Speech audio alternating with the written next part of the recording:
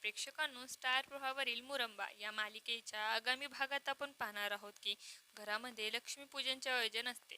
तेव्हा इरावती सर्वांच्या समोर बोलते, लक्ष्मीपूजनचा मान हा मालविकाचा आहे. मालविका लक्ष्मीपूजन करणार आहे. आणि तेव्हा रमाला राग येतो. रमा ही घरातून बाहेर निघून जाते.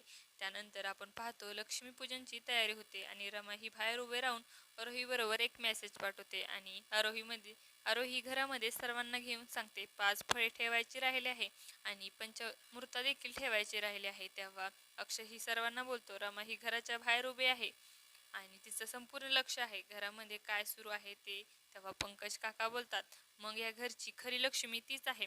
तिच्या घरामध्ये तर लक्ष असणारच ना. आणि त्यावेळेस आपण पाहतो पानावर ठेवलेले चांदीचे नाणे ही मालविका उचलते आणि हे उचलत असताना मामी ही तिला पाहते.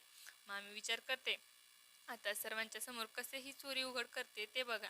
असे बोलून ती मालविकाच्या हातातला एक जोरात चिमटा घेते आणि त्यावेळेस लाईट जाते आणि आपण पाहतो दरवाजामधून रमा ही सर्वांना आवाज देते, चांदीचे नाणे आणि आरती ही माझ्याकडे आहे. आणि आजी ही सर्वांच्या समोर बोलते, पाहिलं का अक्षय, अंधार पडल्यानंतर तर दिवा घेऊन चांदीच्या पावलाने आपली लक्ष्मीच घरामध्ये येत आहे. आपणच आपल्या लक्ष्मीला घराच्या बाहेर काढलं आहे.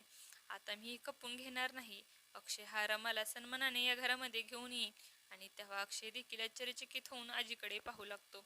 आता येणाऱ्या भागामध्ये अक्षय हा रमाला सन्मानाने घरामध्ये घेऊन लक्ष्मीपूजनाचा मान देणार का, हे पाहणं अतिशय रोचक ठरणार आहे. तुम्हाला जर आपला व्हिडिओ आवडला असेल तर चॅनलला लाईक, शेअर आणि सबस्क्राईब करायला विसरू नका. धन्यवाद.